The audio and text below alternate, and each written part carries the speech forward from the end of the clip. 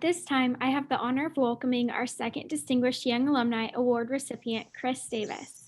A native of Galva, Kansas, she is an ex-EMU spacesuit engineer at the NASA Johnson Space Center in Houston, Texas. Please join me in welcoming Chris Davis. Thank you so much. I'm going to try to get my screen shared here. Can everyone see my screen? Yes, yeah, we can see my screen. Awesome. So I'll go ahead and get started.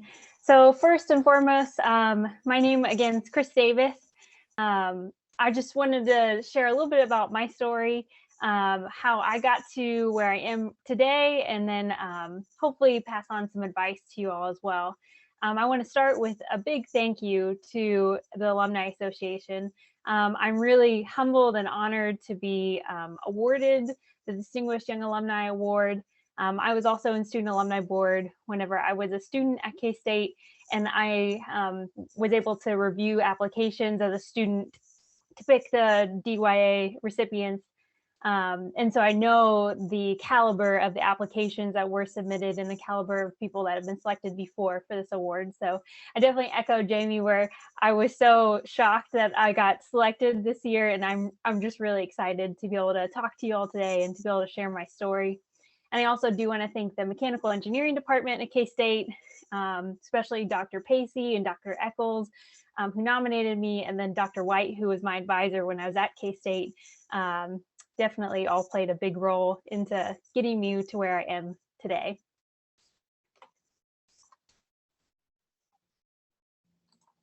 So to start, I wanted to share a little bit about my beginnings. I'm from Galva, Kansas, so home is where the heart is. I close by McPherson, Kansas, and I grew up on a farm just outside of town. I'm the youngest of 4 kids, and this is actually one of my favorite little family photos from a vacation we did. This is my first time visiting Johnson Space Center whenever I was a little kid. You can see me with the Tweety Bird shirt. I also love this photo because it shows off our fanny pack game that we had at the time. You can see we're all very stylish. And I also wanted to point out, just growing up, similar to Jamie, I also grew up in a small town, and 4-H was a really big part of my life all throughout my formative years. And I really think that it just taught me not only leadership skills that I continue to use today, like giving presentations and writing reports, but also the drive to want to be involved in my community and to care about my community and to give back. So being involved in 4-H, that really kind of set me up for a great, stable base to work from as I built my leadership skills growing up. So growing up, my parents definitely all pushed us to be successful, and they definitely all encouraged us to look into careers in science, technology, engineering, and math. I'm actually 3 of 4 mechanical engineers. My siblings, my 2 older brothers, are also mechanical engineers, as well as I am. And my sister, she decided to go more of a route into medicine. So we all ended up kind of in those STEM areas. But I feel like where I really discovered my passion, what I wanted to do, was going to the Kansas Cosmosphere as I was growing up. I loved going. We usually went a lot in the summer times to go to the museums, get to go to Dr. Goddard's lab, get to see the different IMAX movies that they came out with talking about NASA. So space and what NASA was doing was kind of always in the back of my mind growing up as I got to visit the Cosmosphere. But then whenever I was in middle school, I started to go to their space camps, and that really just helped inspire me to work at NASA. So like I was saying, I was able to discover really that I wanted to work for NASA when I went to one of the Hutchinson Cosmosphere's camps. I went to the 3rd level, which actually took you to Johnson Space Center, and I got there and I absolutely loved it. I loved the atmosphere. I loved what they talked about the engineers doing at Johnson Space Center, and that people there were contributing to manned spaceflight. And that's when I decided that that's what I wanted to do. So there's different career paths to work for NASA. It's not just all engineers, although engineering is one of the biggest ways that I think NASA recruits folks. But there's also being a scientist, or there's business and law, there's medicine, and of course, there's always the astronaut kind of career path that people think of. But I decided engineering was where I wanted to go. So I decided to pursue that at K-State. So I majored in mechanical engineering, and I also minored in leadership studies. And while I was there, I was involved in a lot of organizations. So probably one of the most important organizations that I did was doing undergraduate research. And at first that was unpaid. So I was able to talk to my advisor, who at the time was Dr. White, and I asked what he did, and I just told him I wanted to get involved in his undergrad research. Even though at the time as a freshman, I really didn't know what to do and like how to do it kind of thing. He does research with control theory, which was a junior and senior level class that you take. So actually doing the research, especially as a younger student, I really couldn't contribute much, but I was able to help in other ways. And I was able to go to the meetings and kind of get that hands-on experience firsthand. And I think that hands-on experience was a really big key for me to be able to get internships, which got me into the aerospace field. I was also involved in other leadership organizations as well. So Smurthwaite Scholarship Leadership House, I lived there through my junior year. Student Alumni Board, of course, being involved with the Alumni Association was just such a fantastic way to connect with alumni and be able to see their stories, but also network around campus and talk to people who weren't also engineers, talk to people of different majors as well.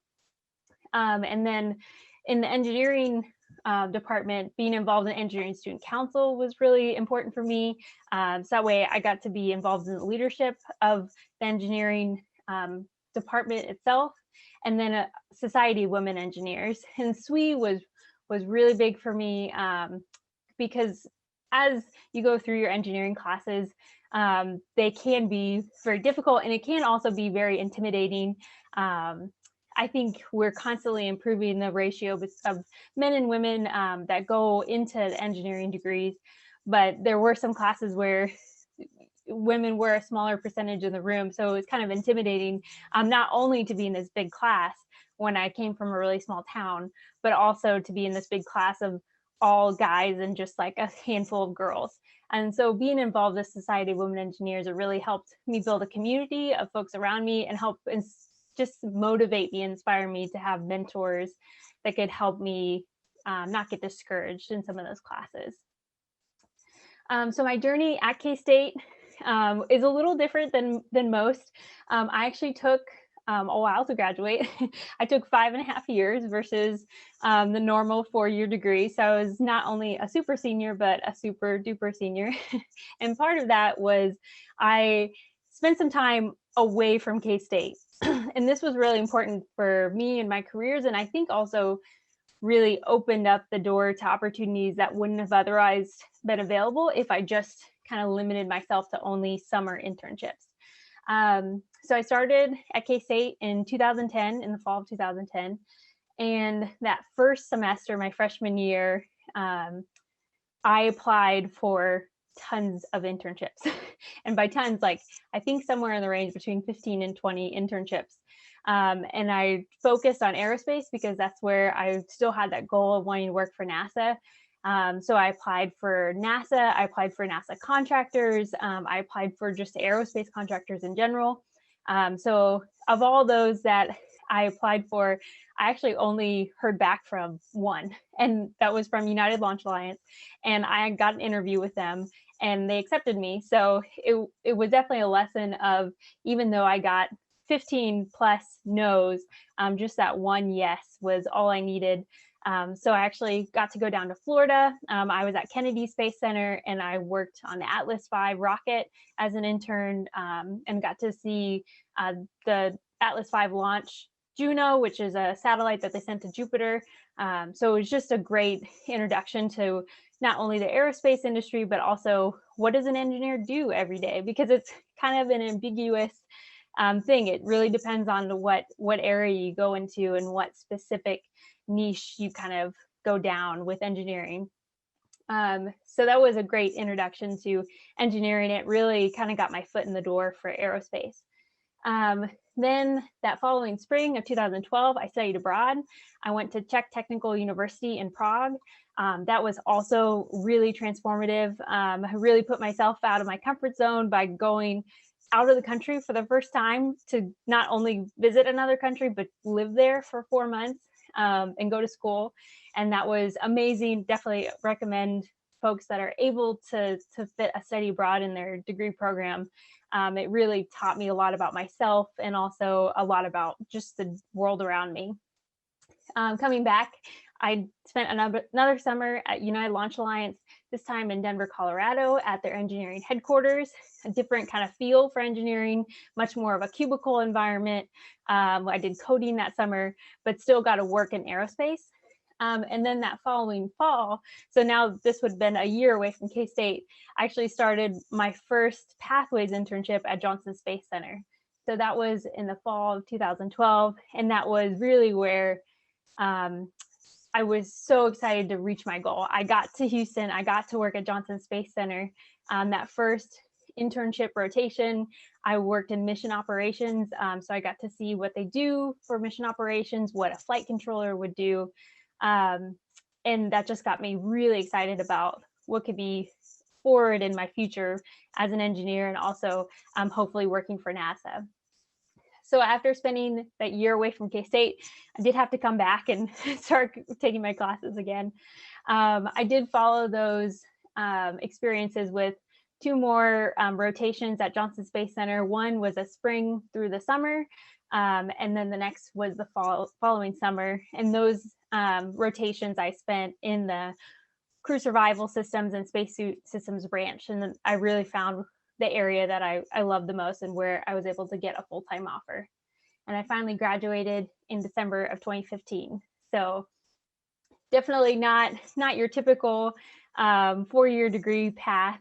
I took a little bit longer, but I think those extra semesters away from school, I was able to really get that experience and also kind of figure out exactly where I wanted to work whenever I did get to NASA. So I started full-time at Johnson Space Center in the March of 2016. And so now I am a pressure garment systems engineer for the extravehicular extra mobility unit called the XEMU. So a long title, but if you shorten it with all the acronyms, I'm a PGS engineer for the XEMU. And I focus primarily on helmet, the sun visor, and the waist assembly. So when I talked earlier about trying to figure out what an engineer does, so what I do for my day-to-day is a lot of project management. So right now we are trying to get the XEMU ready for flight, hopefully in 2024. We just got turned on or got funding to become a flight project in about 2019. Before that, we were a research and development project. So now we're kind of turning the page from R&D to a flight program. So what that means is we need to test and certify the hardware to make sure that when we do fly it in 2024, that it's safe.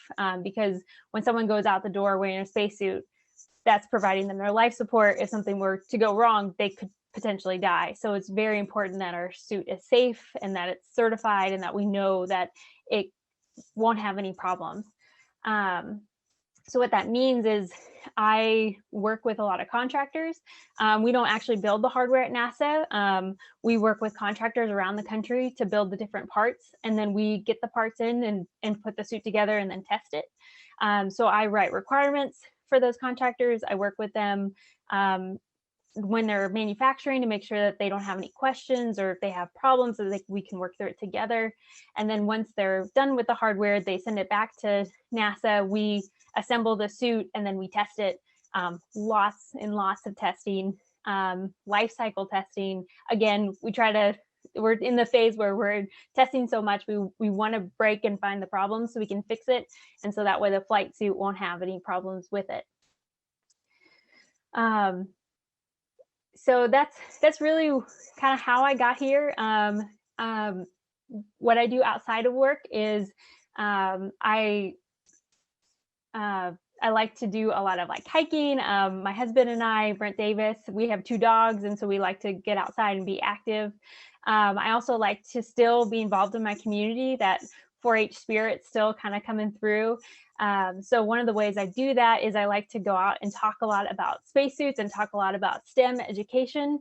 Like I said at the beginning, my parents really encouraged me from a young age to pursue a career in STEM.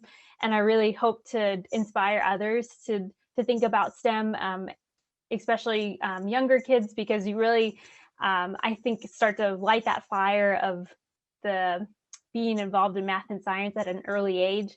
So I enjoy going out to the community and talking about spacesuits. So that being said, I didn't want to miss out on my opportunity to talk to you guys about spacesuits, since that's my usual kind of topic of interest. So to start off, why do you need a suit? So we need suits to protect against the vacuum of space. You need air and oxygen, air pressure around your body, but also oxygen to breathe. There's extreme temperatures in space. We have to protect against those. We have things called micrometeoroids, or things that could hit your suit and puncture it, because again, you need that air pressure, you need oxygen, so we got to protect against those. And then of course, radiation. We actually build spacesuits for different environments. So you have in your vehicle, it's called intravehicular activity, or IVA spacesuits, and that's for launch and landing. And then we have a second type of spacesuit that's for when you go out on spacewalks. That's extravehicular activity, or EVA. And so that's actually the spacesuit that I work on. The XCMU is an EVA spacesuit. So it's meant to go on spacewalks to help kind of augment a mission with either exploration, or currently with the International Space Station, they use the EMUs, or the current spacesuits, to help maintain the space station. If something breaks on the outside, they can go out the door and fix it. So by having an IVA suit and an EVA suit, you can really optimize those functions. And that's how NASA's really done things since the shuttle program and moving forward. And then the EVA suits themselves usually have 2 different parts. So I work on the pressure garment system. Basically, I work on the part that the person goes inside. That's the pressurized volume that you interact with. But then you also have your portable life support system, or your PLIS. That's the life support that's on the back of the suit. So I'm not sure if it will work because technology may not work with us, but I do have a video that I think Selena was going to try to share. And it just shows the XCMU and the Orion Crew Survival Suit, which is the IVA suit that we'll use for future missions. So I might stop and see if they can share that.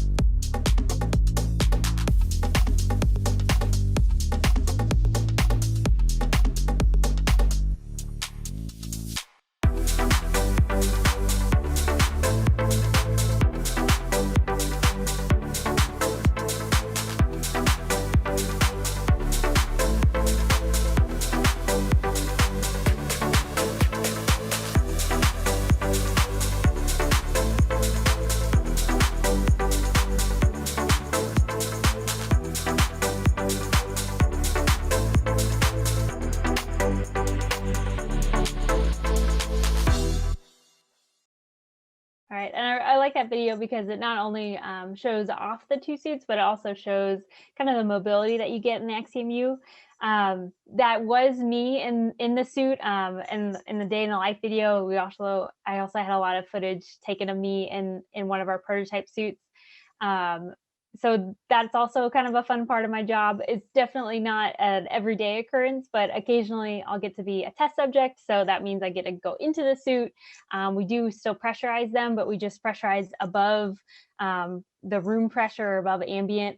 And so we get to test them out on the ground to make sure that they are working. And then we can also put them in vacuum chambers to be able to do more realistic tests of really bringing the chamber down to vacuum, so that way the suit itself is providing that life support.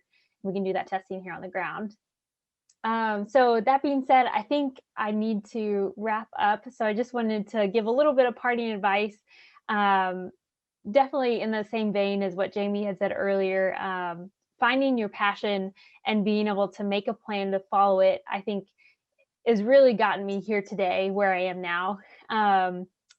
And I think just having that belief in yourself that you can do it. I remember one of the most important things someone said to me was my senior year of high school. I was giving a presentation to actually our school board. It was a senior presentation, and they asked questions after, what do you want to do after high school? Like, where are you going to go to college? And so I told them I was going to K-State studying mechanical engineering, and that I wanted to work for NASA, but I followed that up with, but I don't know if that will happen. It's a really high goal, but that'd be my dream job. And they told me, well, why couldn't you? Why not you? And that was really the first time where someone just so blatantly believed that I could do that. Like there's nothing standing in my way. If that's my goal, then I should go after NASA. And so I really took that to heart. And I really hope that and encourage you guys to figure out what your passion is and just really try to follow it as much as you can. So thank you again so much. But hopefully I was able to tell my story well, and I can definitely answer any questions that you have. Thank you for enduring through that and sharing your story. We did have a question on what's the most beneficial thing you've learned outside of school that you wish you would have learned in school or known while you were still at K-State? That's a good question. I will say that you learn a lot on the job, and that's not only for like aerospace, but I think any career path, not just engineering, any career path, you're going to learn a lot when you start working. There's just so much to know about like that individual area that you're going into that school just can't provide you with. That school gives you kind of those basics, critical thinking skills, and then they send you out in the world and you learn that area that you're going to work in. So that's something that was definitely a big learning curve for whenever I graduated and went and started working, is that I just had a lot to learn on the job, and I still do. Still have a lot to learn on the job. I think that's been one of my biggest takeaways, going from kind of a student life to a full-time life.